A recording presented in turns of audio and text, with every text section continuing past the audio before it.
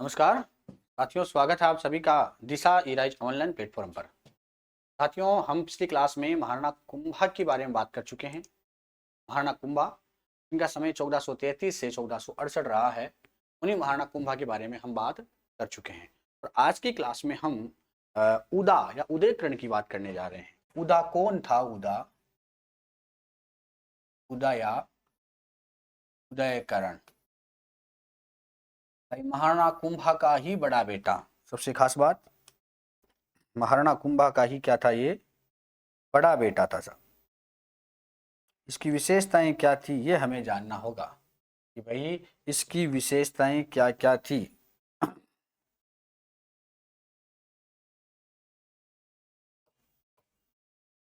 महाराणा कुंभा का बड़ा बेटा उदा या उदयकरण। अगर हम उदय या उदयकरण के बारे में जाने तो इनका जो समय आता है वो आता है 1468 से, यानी महाराणा कुंभा की मृत्यु के पश्चात 1473 तक। 1473 तक, 1468 से 1473। ध्यान देना, उदा या उदयकरण की हम बात कर रहे हैं जिनका समय है 1468 से 1473। सीधी सी बात, ज्यादा लंबी चौड़ी बात नहीं है। ये उदा था कौन? महाराणा कुंभा का ही बड़ा बेटा था। महाराणा कुंभा का ही बड़ा बेटा था। इसने क्या किया भाई? राज प्राप्त करने के लिए, सिंहासन प्राप्त करने के लिए, कहते हैं ना कि साहब कबड्डी का मायने के काकोर के भतीजो, यानी काका को साग कौन ला गया करे, ये तो बाप को साग भी कौन ला गया। यानी कि इसने क्या किया, 1468 ईस्वी में अपने पिता महाराणा कुंभा, जिनका बहुत बड़ा नाम था, उन महाराणा कुंभा की हत्या कर दी थी इसने। 1468 में इसने कुंभा की क्या कर दी थी भाई? हत्या कर दी थी। ये इसकी एक उपलब्धि कह सकते हैं, या यूं कह सकते हैं कि भाई ये इसका सबसे बड़ा माइनस पॉइंट था। इसीलिए उदा को हम मेवाड़ का पितृहंता के नाम से जानते हैं।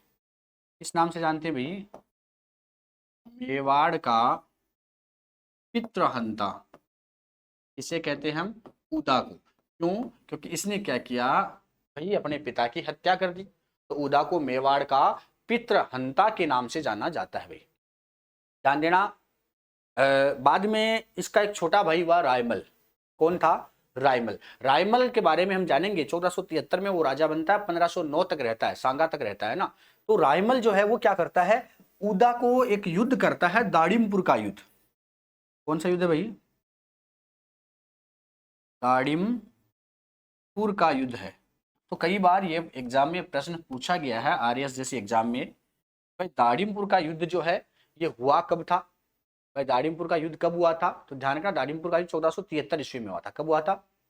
है ना, 1473। क्यों हुआ था? हालांकि ये युद्ध जो है 1469 से ही चालू हो गया था, यानी जनवरी 1469 में युद्ध चालू हो गया था, 1473 तक कंटिन्यू चलता रहा। कैसे रहा? जब तक उदा की मृत्यु नहीं हो गई, बार बार छद्म आक्रमण इस पर होते रहे थे। ध्यान देखना, दाड़िमपुर का जो युद्ध है ना, वो किस किस के बीच में होता है? रायमल जो इसका छोटा भाई है, इसका उदा का छोटा भाई है रायमल, और उदा के बीच में होता है। दोनों भाई हैं, लेकिन उदा ने अपने पिता की हत्या कर दी, जिसका बदला लेने के लिए और राज्य गद्दी को प्राप्त करने के लिए रायमल ने उदा पर आक्रमण किया। दाड़िमपुर का युद्ध ये कहलाता है। और उदा जो है ये भाग गया था अपने बेटों के सहित, अपने बेटों के सहित मेवाड़ छोड़ करके चला गया था सब। और मालवा के सुल्तान है गयासुद्दीन तुगलक। कौन है भाई? गयासुद्दीन तुगलक। ये ध्यान रखना थोड़ा सा। गयासुद्दीन तुगलक ये जो है ये मालवा के शासक हैं। गयासुद्दीन तुगलक कहाँ का है भाई? ये मालवा का है। मालवा का शासक है गयासुद्दीन तुगलक, है ना। इस गयासुद्दीन जो है, गयासुद्दीन जो है भाई इसकी शरण में चला गया था। ये तुगलक जो है ये थोड़ा सा भाई मिस्टेक है ना, जाने खिलजी है ना, हमें नाम गलती से निकल गया है, खिलजी। तो गयासुद्दीन खिलजी की शरण में चला गया था। कौन? उदा अपने बेटों के सहित, अपने बेटों के सहित। और वहीं एक दिन जैसा करनी वैसी भरनी, भाई मित्रों पता ही है, इसने बुरा किया था अपने पिता को मारकर, तो इसके साथ बुरा होना था। उदा की क्या हुआ कि भाई 1473 में बिजली गिर गई इसके ऊपर। ये छत की मुंडेर पर खड़ा था वहीं पर मालवा में, और वहीं पर ऊपर से बिजली गिर गई और बिजली गिरने से इसकी क्या हो गई थी, मौत हो गई थी। बिजली गिरने से उदा की क्या हो गई थी, मृत्यु हो गई थी। ये आपको ध्यान रखना। फिर एक बार रिपीट कर देता हूं, उदा महाराणा कुंभा का बड़ा बेटा। कौन है उदा? महाराणा कुंभा का बड़ा बेटा है। 1468 में अपने पिता राणा कुंभा की हत्या करके ये राजगद्दी को संभालता है। बाद में छोटे भाई रायमल द्वारा इसको मेवाड़ से भगा दिया जाता है। और ये जो युद्ध दोनों के बीच में हुआ, छोटे और बड़े के बीच में, यानी रायमल और उदा के बीच में जो युद्ध हुआ वो कहलाया दाड़िमपुर का युद्ध। क्या कहलाया? दाड़िमपुर का युद्ध कहलाया। ये चला कहां गया? इस युद्ध से भाग करके गयासुद्दीन तुगलक के शरण में चला गया। छद में युद्ध चलता रहा। बाद में मालवा में ही बिजली गिरने से छत की मुंडेर पर ये खड़ा था। 1473 ईस्वी में इस पर बिजली गिरी और इसकी मृत्यु हो गई थी। ध्यान रखना कि मालवा बोलो, मांडू बोलो, है ना, ये थोड़ा ध्यान रख लेना आप। कुल मिलाकर के बिजली गिरने से इसकी मृत्यु हो गई। तो उदा का इतिहास में कोई योगदान नहीं है, लेकिन एग्जाम में फिर भी प्रश्न बन जाता है। एग्जाम में प्रश्न या क्वेश्चन कैसे बनते हैं ये आपको ध्यान में रखना है। जैसे दाड़िमपुर का युद्ध किस किस के बीच में हुआ? रायमल और उदा के बीच में। पूछ लिया जाता है कि मेवाड़ का पितृहंता, प्रथम पितृहंता, द्वितीय पितृहंता, इस तरह के एग्जाम आ जाता है कि मेवाड़ का पितृहंता कौन है? तो राणा उदा, जो कि महाराणा कुंभा का बड़ा बेटा था और उसने अपने पिता की हत्या कर दी थी 1468 में।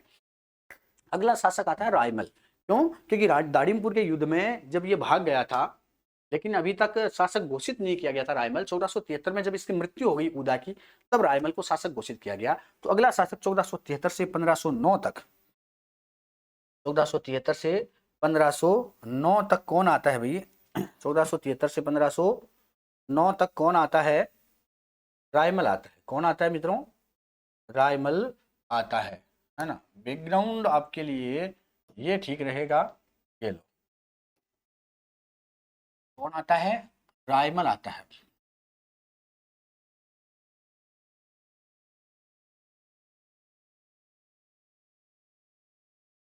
रायमल कौन है? रायमल ये भी कुंभा का बेटा है। 1473 में राजा बनता है और 1509 तक ये राजगद्दी पर आसीन रहता है। 1473 से 1509 तक, 1473 से 1509 तक रायमल जो है ये राजगद्दी को संभालता है मित्रों।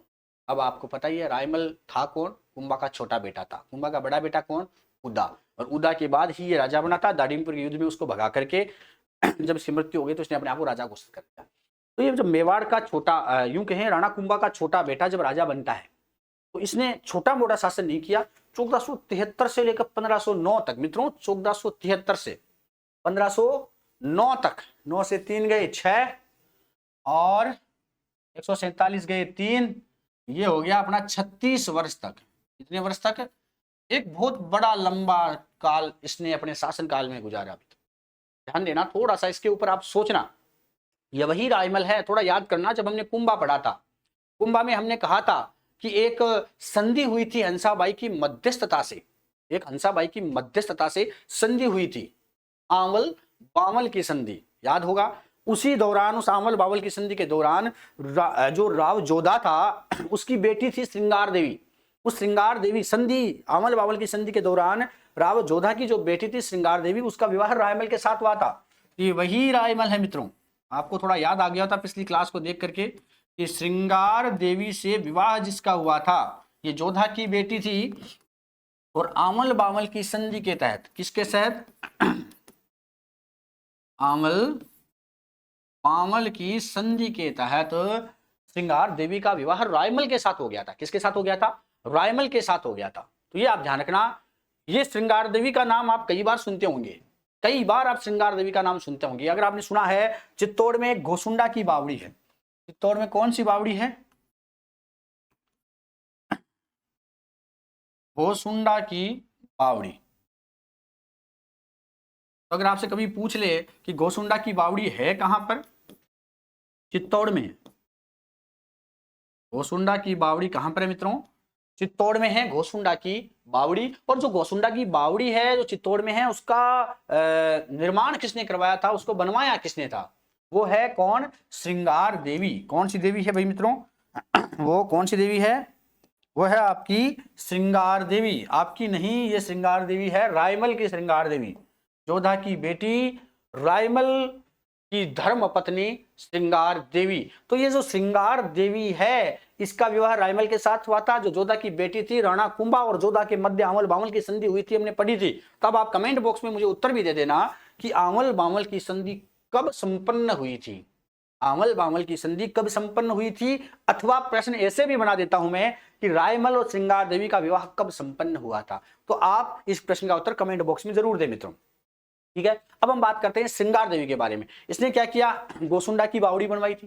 कहां पर चित्तौड़ में। कहां बनवाई थी मित्रों, चित्तौड़ में गोसुंडा की बावड़ी बनवा दी थी। ध्यान रखना, अगर आपने पता हो, इसी श्रृंगार देवी के कहने पर रायमल भाई इसका बहुत कहना मानता था। श्रृंगार देवी जो ठहरी, तो चित्तौड़ का जो किला है उसमें एक मंदिर बनवाया था, शिव मंदिर, जिसको कहते हैं अद्भुत जी का शिव मंदिर। ये आप थोड़ा सा ध्यान रखना, तो यहां से प्रश्न बनने की पूरी संभावना है। अद्भुत जी का शिव मंदिर। तो ये अद्भुत जी का जो शिव मंदिर है मित्रों, ये अद्भुत जी का जो शिव मंदिर है, ये किसने बनवाया था, ये रायमल ने बनवाया था। किसने बनवाया था, रायमल ने। किसके कहने पर, इसी देवी के कहने पर रायमल महाराज ने क्या किया, अद्भुत जी का शिव मंदिर बनवा दिया। कहां पर है, चित्तौड़गढ़ किले में। कहां पर है मित्रों, चित्तौड़ के किले में। मैं एक एक पन्ने में एक एक राजा जो है ना, वो आपको बहुत ही अच्छे अधिकतम मैटर के साथ बताने का प्रयास कर रहा हूं कि साहब, अद्भुत जी का शिव मंदिर, गोसुंडा की बावड़ी श्रृंगार देवी की देन है। अद्भुत जी का शिव मंदिर जो है, ये श्रृंगार देवी के कहने पर रायमल ने बनवाया था। इसके अलावा बहुत ही बड़ा काम किया था रायमल ने, वो सब श्रृंगार देवी के कहने पर किया था। एक तरह से एक मेवाड़ में एक जलाशय है, एक क्या 3 जलाशय बनवाए थे, एक राम, एक शंकर और एक समया संकट। कई बार आपसे एग्जाम में पूछा गया है कि भाई मैं पेज चेंज करता हूं। अब देखो आप, 3 तालाब बनवाए थे। कितने तालाब भाई, 3 तालाब, 3 जलाशय बनवाए थे। किसने, रायमल ने। कौन कौन से, कौन कौन से, राम, शंकर और समया संकट। तो कई बार आपसे पूछा जाता है कि ये राम तालाब किसने बनवाया, ये शंकर तालाब किसने बनवाया, ये समया संकट तालाब किसने बनवाया। तो ध्यान रखना, राम चाहे शंकर चाहे आपका समया संकट हो, ये तीनों तालाब रायमल ने बनवाए। किसने बनवाई मित्रों, ये तीनों तालाब रायमल ने बनवाए। तो रायमल ने श्रृंगार देवी के कहने पर अद्भुत जी का शिव मंदिर बनवाया चित्तौड़गढ़ के किले में। वहीं आपको राम, शंकर और समया संकट 3 तालाब देखने को मिलेंगे। ये तीनों जलाशय मेवाड़ की खेती के लिए बहुत लाभदायक सिद्ध होते थे। मेवाड़ की खेती को एक तरह से वरदान दिया था रायमल ने, है ना। ये प्रश्न एग्जाम में पूछे जा सकते हैं। इसके अलावा रायमल के बारे में कुछ महत्वपूर्ण प्रश्न और बन सकते हैं। वो कैसे बन सकते हैं कि रायमल के कुछ यूं कहें कि साहब बहुत ज्यादा उदारता थी इसमें, बहुत ज्यादा दया भावना थी इसमें। इसने क्या क्या, झाला और सोलंकी सरदारों को मेवाड़ में आश्रय दिया था। तो उनके साथ कुछ शिल्पी लोग भी आए थे, है ना। तो प्रश्न पूछा जा सकता है कि भाई झाला और सोलंकी सरदारों को शरण देने वाला, झाला और सोलंकी सरदारों को शरण देने वाला आदमी कौन था, रायमल ही था।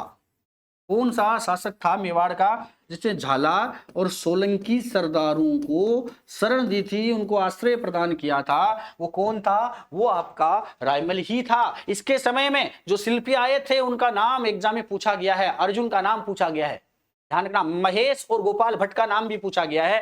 तो ये कई बार एग्जाम में आ जाता है कि अर्जुन, महेश, गोपाल भट्ट, ये जो शिल्पी थे ये किसके दरबार में थे। अर्जुन, महेश और गोपाल भट्ट जो शिल्पी थे ये किसके दरबार में थे, ये रायमल के दरबार में थे मित्रों।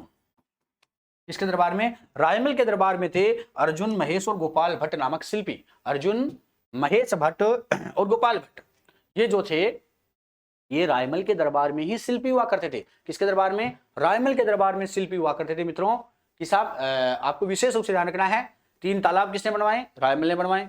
कौन कौन से, राम, शंकर और समया संकट। राम, शंकर और समया संकट 3 तालाब बनवाए अपने रायमल ने। अर्जुन, महेश और गोपाल भट्ट जो है ये रायमल के शिल्पी थे, इनके दरबार में थे। इसने झाला और सोलंकी शासकों को शरण दी थी, झाला और सोलंकी शासकों को शरण दी थी। इसका समय 1473 से 1509 है। इसी के साथ श्रृंगार देवी का विवाह हुआ था, जो जोधा की बेटी थी। आमल बामल की संधि के तहत हुआ था। गोसुंडा की बावड़ी श्रृंगार देवी ने बनवाई थी। वहीं अद्भुत जी का शिव मंदिर रायमल ने इसे श्रृंगार देवी के कहने पर ही बनवाया था। किसके कहने पर? श्रृंगार देवी के कहने पर बनाया। ये तो है मोस्ट इंपोर्टेंट। अब थोड़ा सा और हम इसकी डिटेल में चलते हैं मित्रों, थोड़ा सा महत्वपूर्ण जानकारी और ले लेते हैं अपन। तो देखो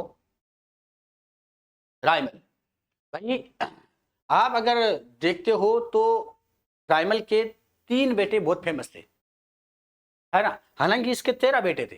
कितने बेटे थे? 13 बेटे। वैसे 15 संतानें इसके थी रायमल के। मैं आपको थोड़ी जानकारी दे देता हूं रायमल के बारे में। रायमल के 15 संतानें थे। कितनी थी? 15 संतानें। 13 + 2 यानी 13 तो बेटे और 2 बेटियां।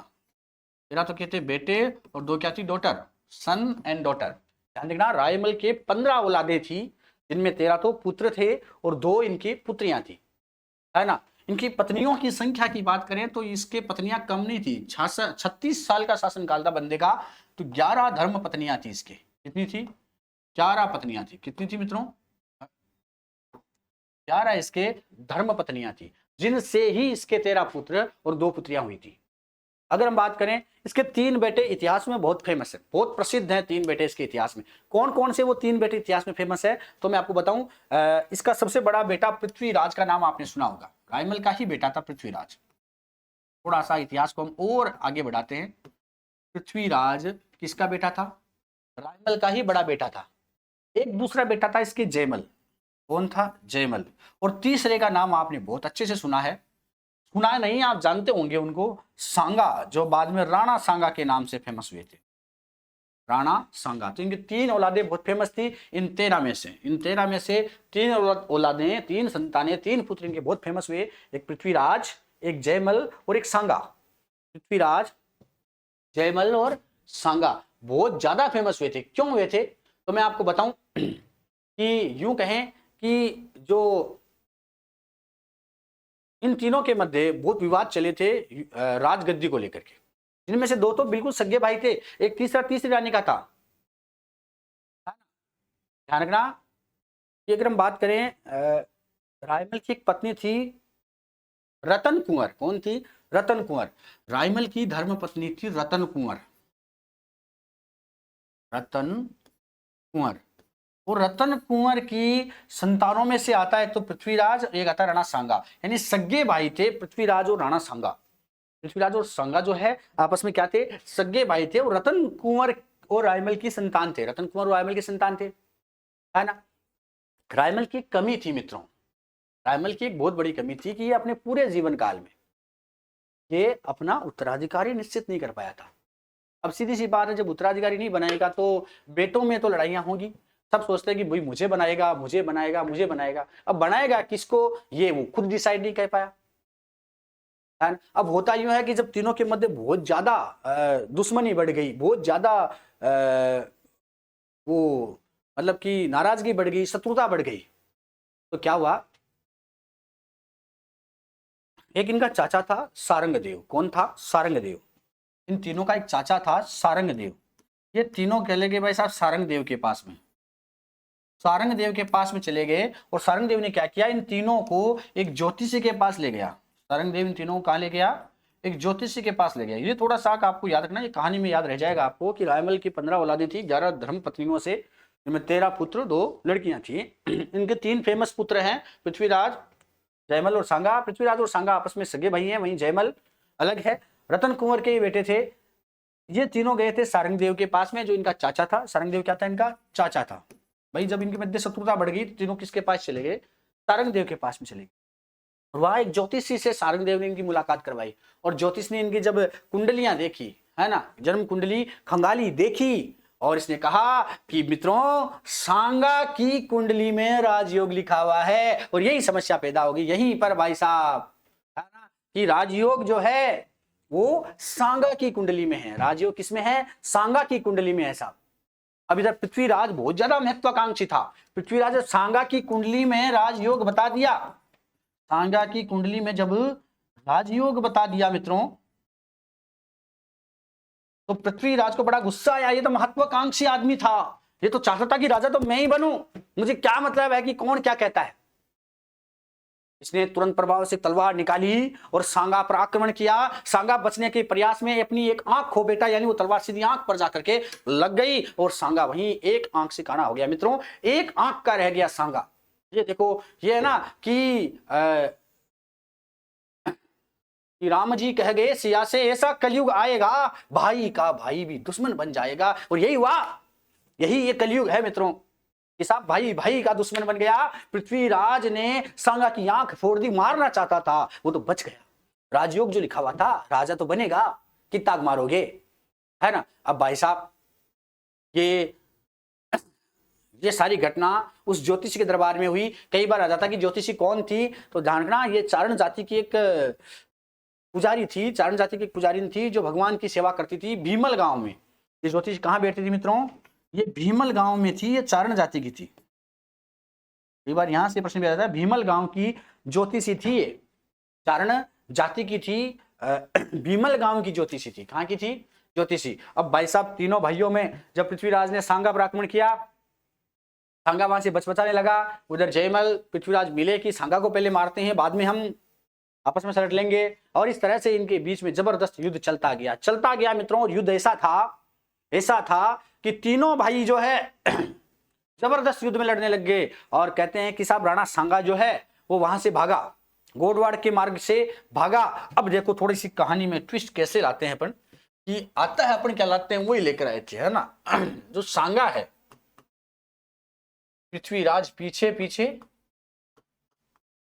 पीछे पीछे और सांगा आगे और सांगा गोडवाड़ होते हुए, कहां होते हुए, कई जगह मैं जो प्रश्न बता रहा हूं वो सीधे सीधे एग्जाम में टपकने की पूरी संभावना रहती है। पहले की क्लास में आपने देखी होगी, और जब पेपर में मैंने बताया है वो प्रश्न निश्चित रूप से आए हैं कि साहब ध्यान देना इस पर थोड़ा, कि सांगा गोडवाड़ के रास्ते में जोर दे रहा हूं मैं कि गोडवाड़ के मार्ग से, गोडवाड़ के रास्ते अजमेर पहुंचा। तो सांगा पहली बार कहां आया, पृथ्वीराज से भाग करके अजमेर। कहां आया, अजमेर। किस रास्ते, गोडवाड़ के मार्ग से, गोडवाड़ के रास्ते से अजमेर पहुंच गया। यहां पर एक व्यक्ति था करमचंद पंवार। अजमेर में व्यक्ति कौन था, करमचंद पंवार। करमचंद पंवार ने सांगा को पहचाना, जाना, समझा और इसको शरण दे दी कि आजा, कोई दिक्कत ना है, मैं हूं अभी तो, तू चिंता ना कर, तू आजा मेरे शरण में, है ना। कुल मिलाकर के सांगा जो है करमचंद पंवार के यहां पर रहने लग गया। और ध्यान रखना, जब तक मेवाड़ की गद्दी सांगा को प्राप्त नहीं हुई, तब तक ये करमचंद पंवार के पास ही रहा था, है ना। और कालांतर में आपको पता है करमचंद ने अपनी बेटी का विवाह भी सांगा के साथ ही कर दिया। तो ये प्रश्न आ सकता है, जब भीमल गांव से ये भागे सांगा पीछे पृथ्वीराज, तो सांगा कहां पहुंचा, अजमेर पहुंचा, गोडवाड़ के रास्ते। और वहां करमचंद पंवार ने इसको शरण दी और अपनी बेटी का विवाह भी कर दिया। और जब मेवाड़ की राजगद्दी पर बैठा तब तक ये इसके पास में ही रहता है, ये आपको ध्यान रखना। अब थोड़ा सा, है ना, कि साहब पृथ्वीराज भी कम नहीं था, ये भी सिसोदिया था भाई। पृथ्वीराज भी क्या था, सिसोदिया था, ये कम थोड़ी था। इसने तो कह दिया था कि मुझको पैदा ही इसीलिए किया है कि मैं मेवाड़ का राज करूं, मुझे मेवाड़ का राज करने के लिए ही पैदा किया गया है, मैं ऐसे ही पैदा थोड़ी ना हूं, मुझे मेवाड़ का राज करने के लिए पैदा किया गया है। ये धावक था मित्रों। पृथ्वीराज के बारे में थोड़ा जान लेते हैं। पृथ्वीराज कहता था कि मुझे पैदा इसीलिए किया गया है कि मैं मेवाड़ पर राज करूं। इसके बारे में जाने तो ये एक बहुत बड़ा अच्छा धावक था। दौड़ने में भाई साहब सर पर दौड़ता था कि दौड़ तो ये सांगा पता नहीं कैसे बच गए, वरना दौड़ने में तो ये कमी नहीं रखता था। ये तो घोड़ा था सांगा का, तो इसको बचा ले गया। तो ध्यान रखना, पृथ्वीराज एक अच्छा धावक था, रायमल का बड़ा बेटा था। ध्यान रखना मित्रों, पृथ्वीराज, जयमल और सांगा, मैं बता रहा हूं इसके बारे में, है ना। जब ये पृथ्वीराज सिसोदिया है, इसको हम उड़ना राजकुमार के नाम से भी जानते हैं, आपको पता हो क्यों कहते हैं।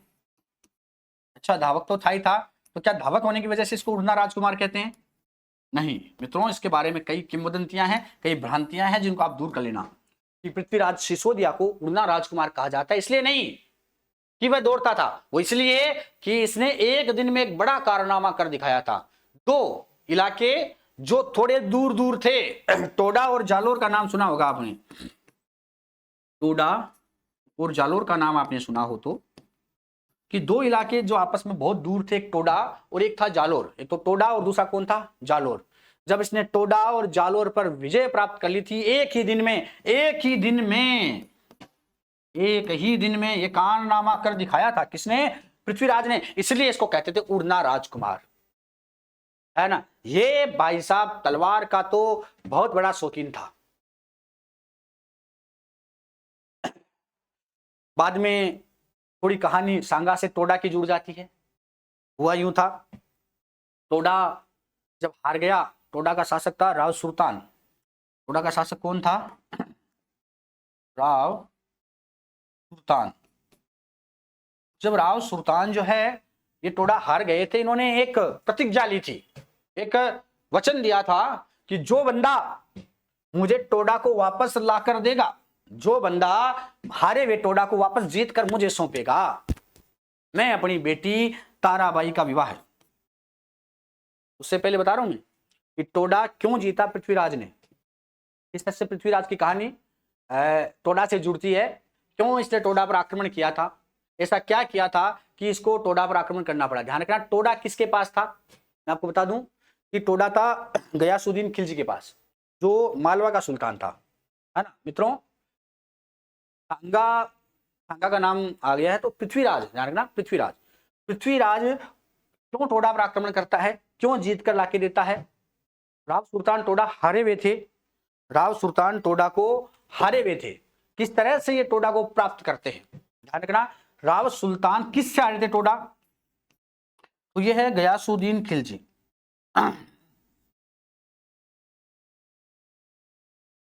गयासुद्दीन खिलजी ने टोडा पर अधिकार कर रखा था।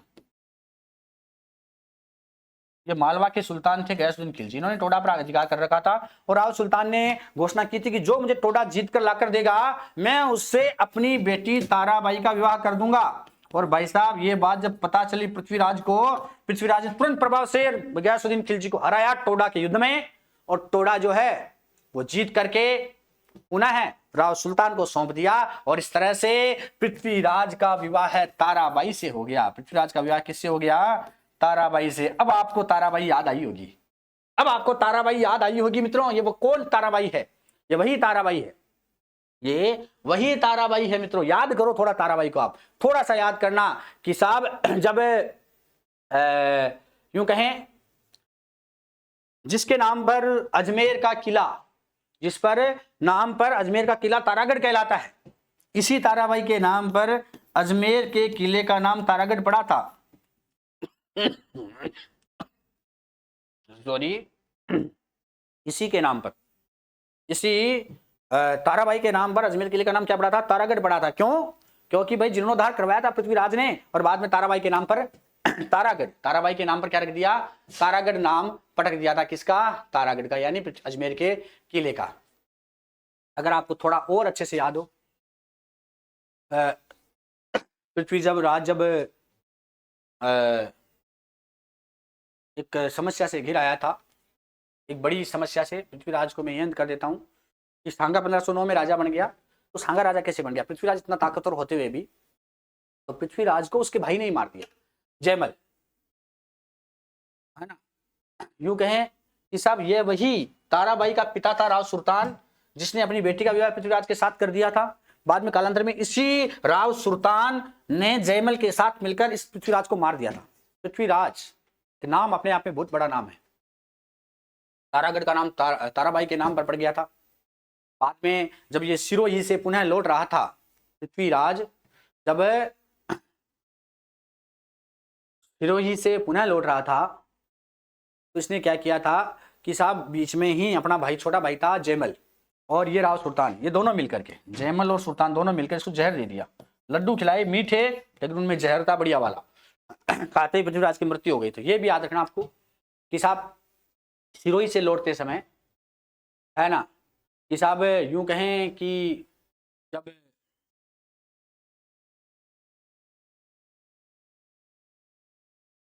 थोड़ा सा मिस्टेक हुआ मित्रों, जयमल नहीं जगमाल था, है ना, वो था जगमाल, जो इसका बहनोई था, है ना? थोड़ा सा, है ना, मिस्टेक को अपन सुधार लेते हैं। जयमल नहीं जगमाल था मित्रों, कई बार क्या हो जाता है, जल्दबाजी में हम जो बताना चाहते हैं वो कई बार रह जाता है ना, तो उसको हम सुधार भी लेते हैं कि भाई राव सुल्तान और बहनोई था जगमाल, किसका, पृथ्वीराज का बहनोई। जब सिरोही से पुनः लौट रहा था तो जगमाल और राव सुल्तान ने इसको लड्डू खिलाकर जहर दे दिया था, किसको, रायमल को, किसको, रायमल को, है ना।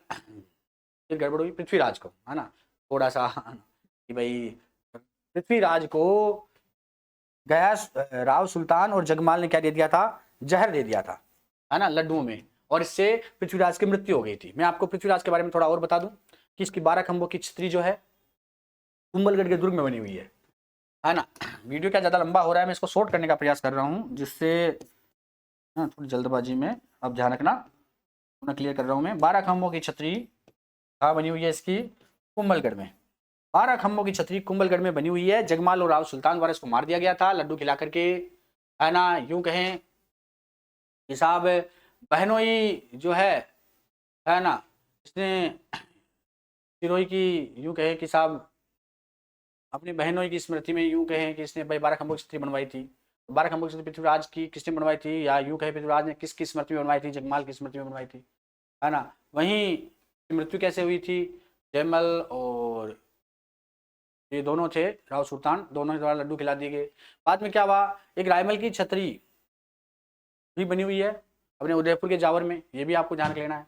तो कुल मिलाकर आपको ये ध्यान रखना है। अब हम कल पढ़ेंगे राणा सांगा। राणा सांगा का टाइम बहुत ज़्यादा हो रहा है, आधे घंटे से लिमिट पार कर चुके हैं हम, और थोड़ा सा, तो कल हम इसको और बेहतरीन तरीके से राणा सांगा को लेंगे। तो तब तक मित्रों आज्ञा दीजिएगा। जय हिंद, जय भारत। और आप ज़्यादा से ज़्यादा इस वीडियो को आप शेयर करें, सब्सक्राइब नहीं किया तो सब्सक्राइब कर लें, है ना, फटाफट से, क्योंकि टाइम हो चुका है, टाइम काफ़ी ज़्यादा हो चुका है, इसलिए आज्ञा चाहता हूँ मित्रों। जय हिंद, जय भारत।